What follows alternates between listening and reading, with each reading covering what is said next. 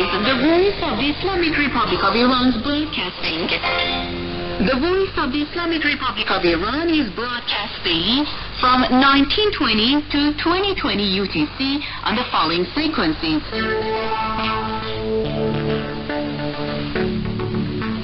Shortwave, 31 meters, 9,855 kilohertz for Europe, and 31 meters, 9,835 kilohertz for Southern Africa, and FM, 91.5 megahertz for Tehran.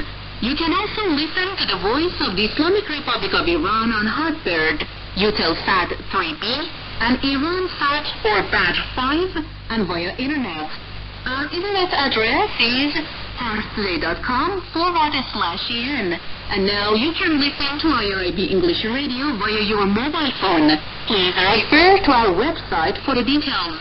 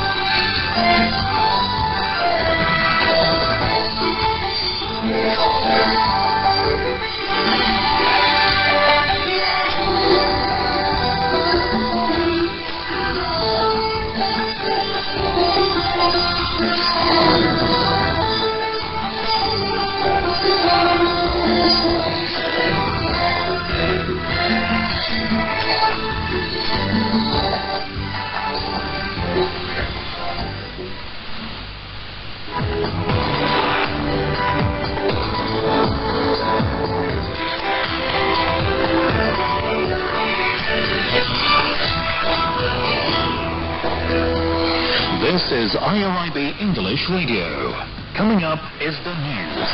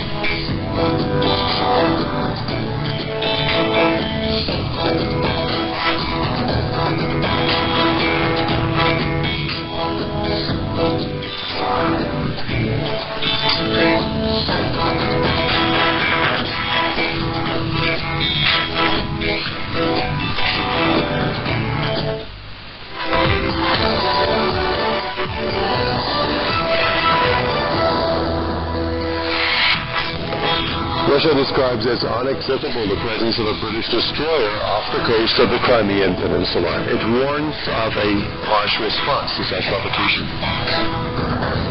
The United Nations says conflict in northeast Nigeria led to the death of some 324,000 children under 5 between 2009 and 2021. Chancellor says that the EU needs a more unified approach on travel routes to ward off the spread of the more contagious Delta variant of the coronavirus.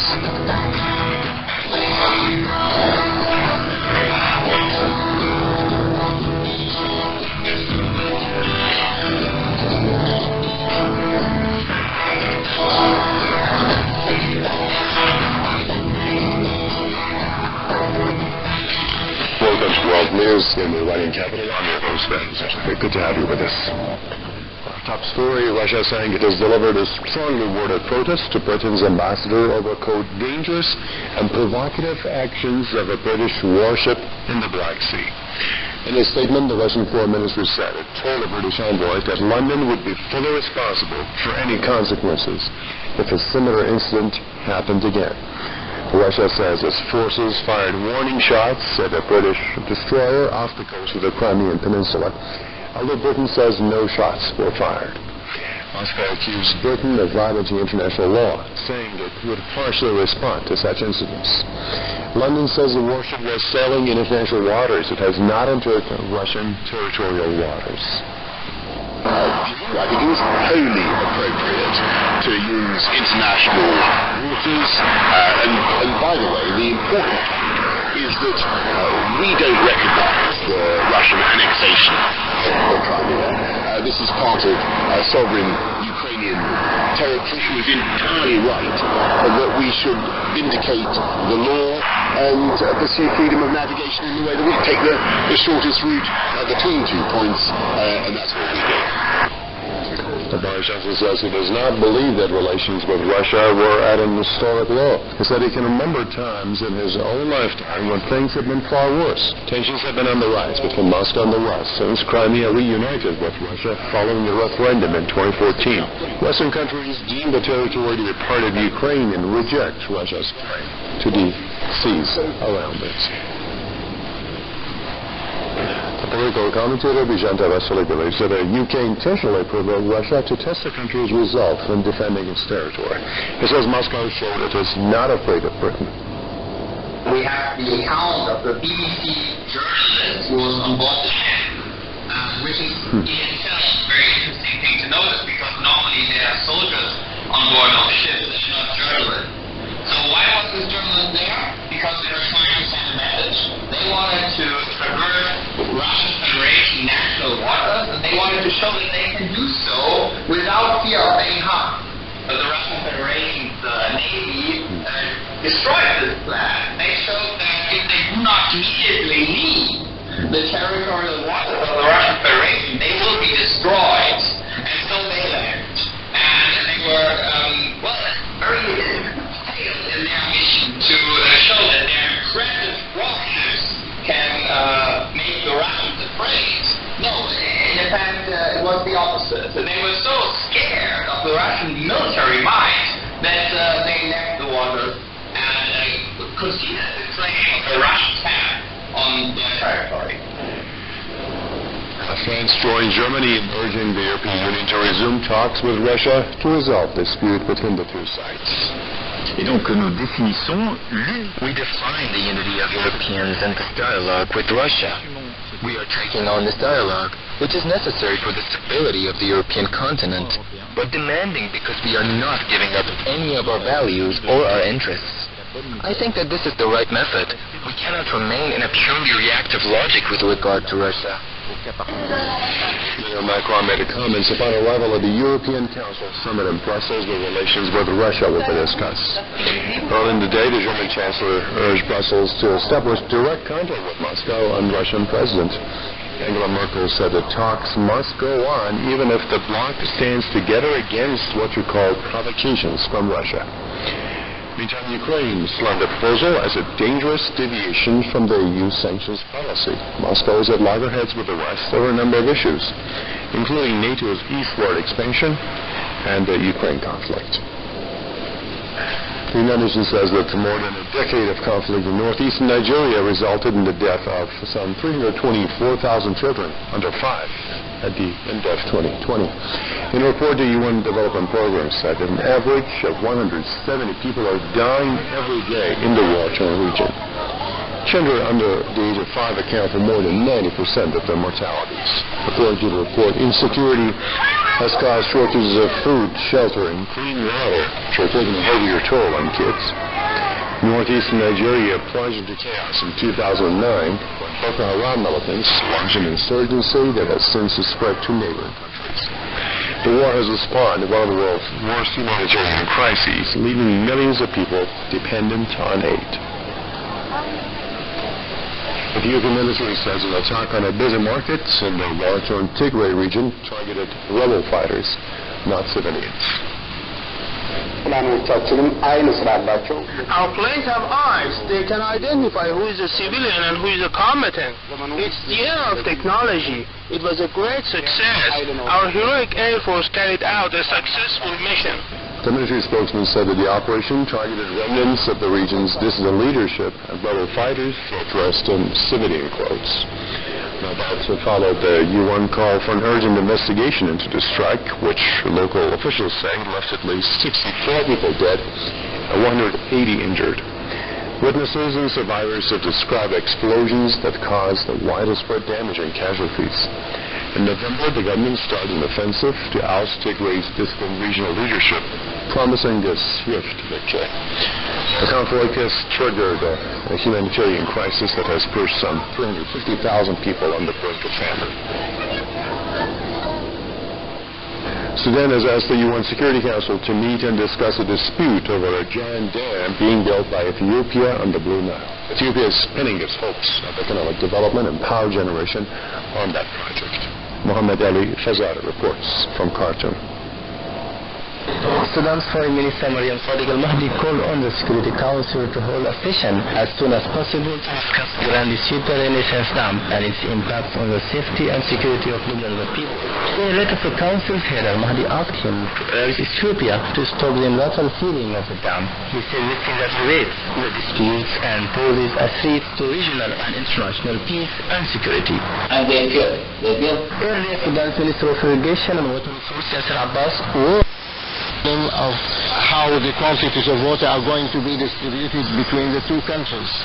We believe that this is not the right.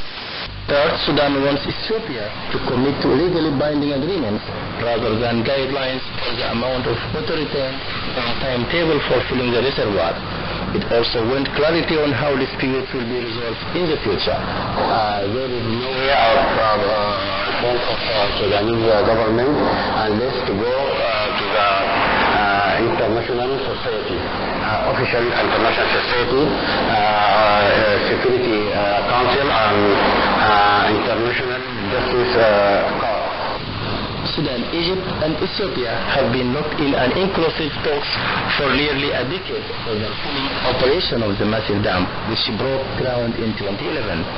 The Ethiopian government says that we witnessed a staggering surge in April and May, causing a nationwide health crisis. Daily infections reached a peak of more than 400,000 last month. The number of cases has been on the decline in the past couple of weeks. After authorities implemented strict lockdown measures to curb the pandemic. Mass vaccine rollouts also helped India get out of the crisis. It's the world's second most populous nation, and the figures of COVID-19 infection cases are rising on a daily basis. The cities are bustling as the country is picking up pace as the world's fastest growing major economies. But in all this hustle-bustle and race of survival, an important aspect of life is at stake, and that is mental health. The second wave of COVID-19 has altered the lifestyle of millions across India, who now are struggling in silence. Reports suggest more than 70% of those in the age group of 18 to 24 are suffering from some form of depression. Now, the COVID-19 pandemic has ignited the crisis further, as many are facing financial and social hardships. According to psychological experts, economic and social pressures combined with the lack of appropriate mental health facilities is a major reason behind this new epidemic, which has now started exploding due to the coronavirus pandemic. Based on reports, the economic cost of mental illness in India is expected to be more than $1 trillion by 2030. COVID-19 has impacted a lot. A lot means you can say everyone, almost everyone, because one or the other way everyone has been affected, whether it's the infection caused or the mental health or the other ways, because the businesses has shut down.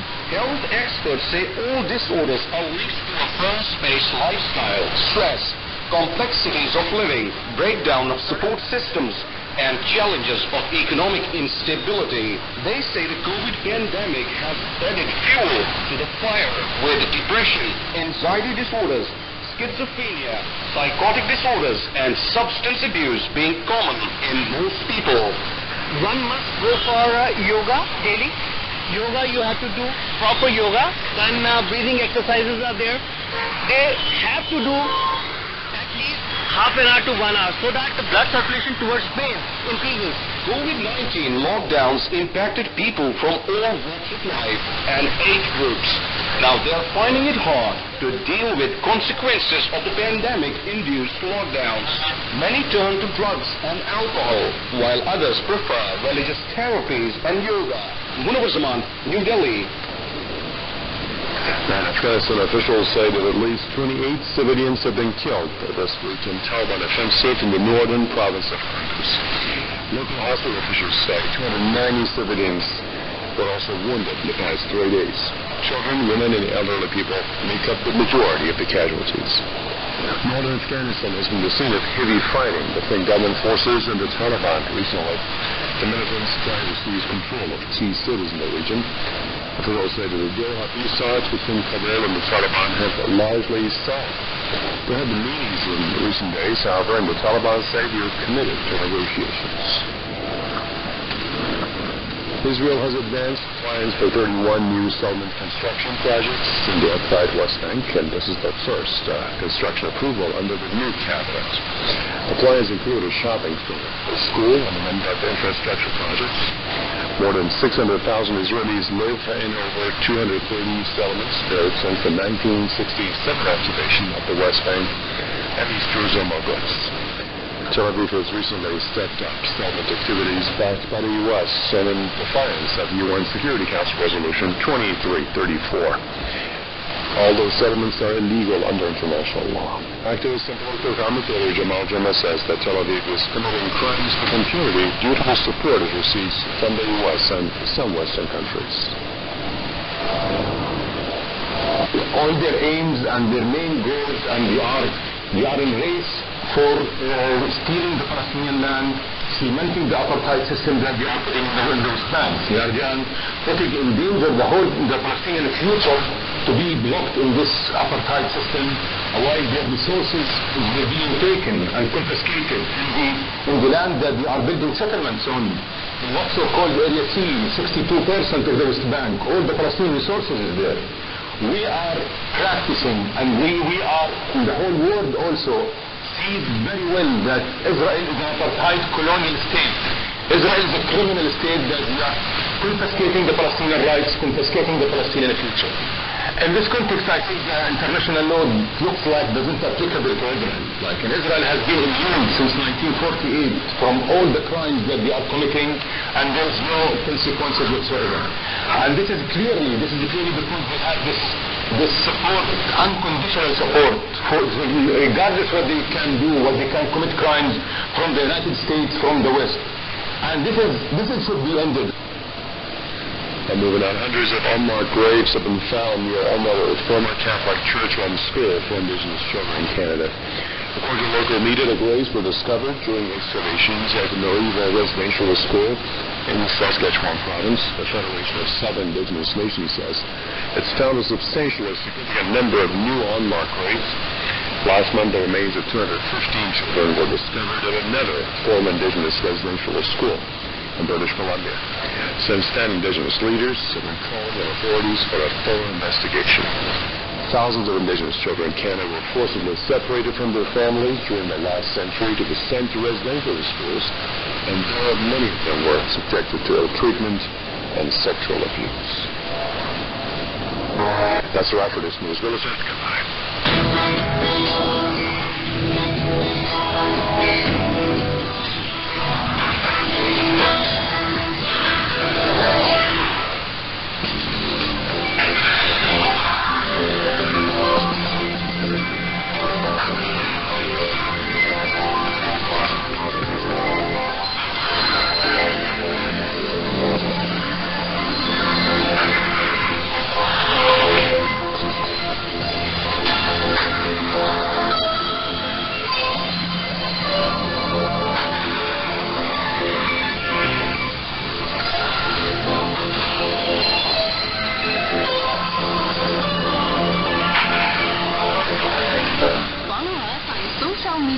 To stay up to date on the latest global developments.